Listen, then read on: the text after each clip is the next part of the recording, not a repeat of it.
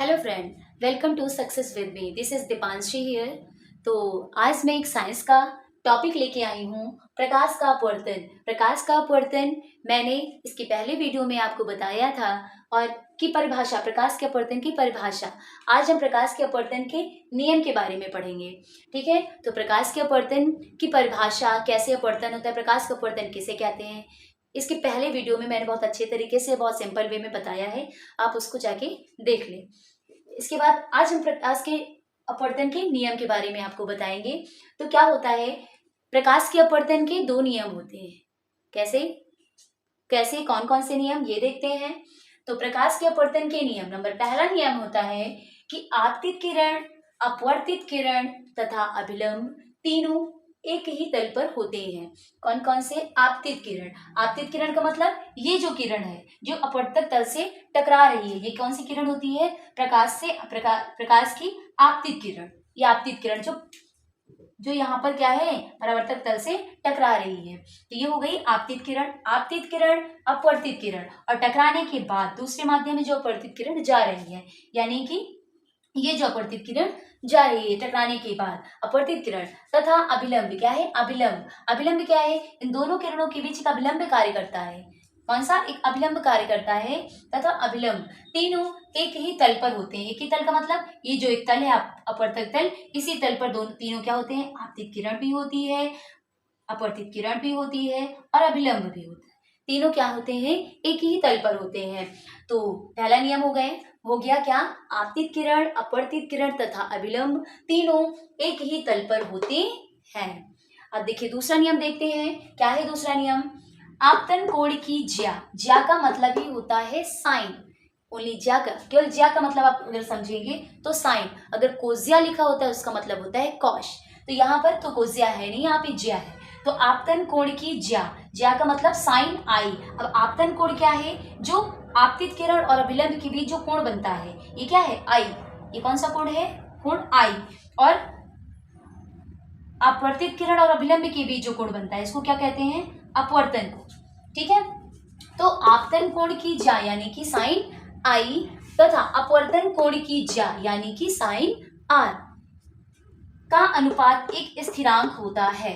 क्या होता है? आपतन कोण की ज्या साइन आई तथा अपवर्तन कोण की ज्या साइन आर का अनुपात। अनुपात का मतलब इन दोनों को रेशियो में लिख लेंगे, बटे में भी लिख सकते हैं और अनुपात में भी लिखा जा सकता है। साइन आई अपॉन में साइन आर इक्वल टू क्या हो गया? स्थिरांक। ये किसके बराबर होता है? का अनुपात क्या होता है? एक स्थिरांक होता है।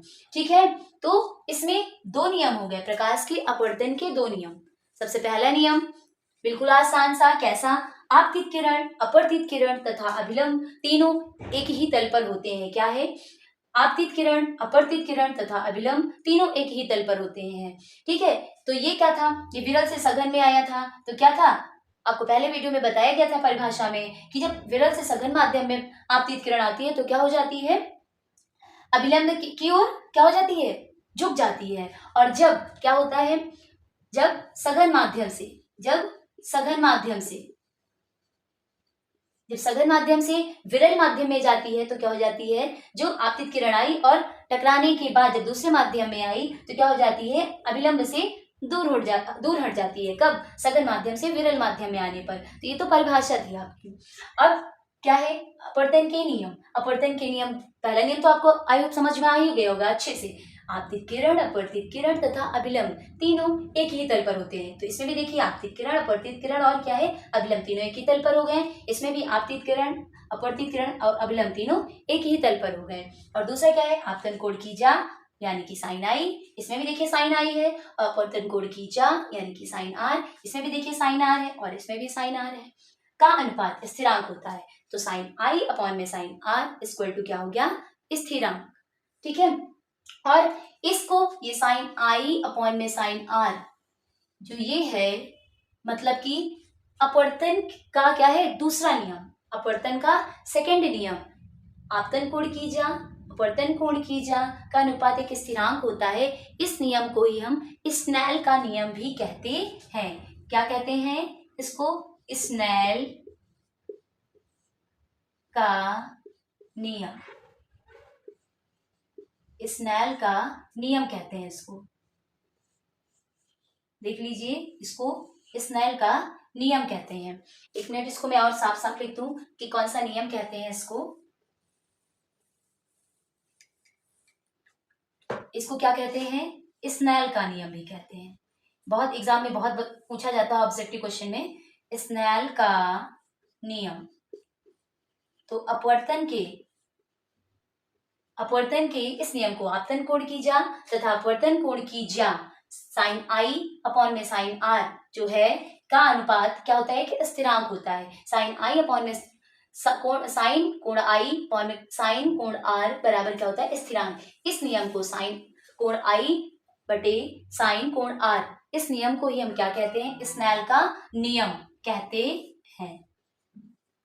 तो ये जो क्वेश्चन है ये बहुत इंपॉर्टेंट है। स्नेल का नियम ऑब्जेक्टिव में बहुत पूछा जाता है कि कोण की जा का अनुपात एक स्थिरांक होता है। इस नियम को कौन सा नियम कहते हैं? तो स्नेल का नियम कहते हैं। ठीक है, तो आई होप ये आपको समझ में आ गया होगा जो मैंने अपवर्तन के नियम आपको पढ़ाए हैं। ठीक है, तो अगर आपको ये अच्छा लगा हो तो इस वीडियो को लाइक कर दें और हमारे चैनल को सब्सक्राइब कर दें और ज़्यादा से ज़्यादा इसे शेयर करें ताकि ये जो हमने पढ़ा रहे हैं वो ज़्यादातर लोगों के पास जा सके और वो लोग भी इसको पढ़ सके। बस इतना ही। Thank you. जय हिंद, जय भारत।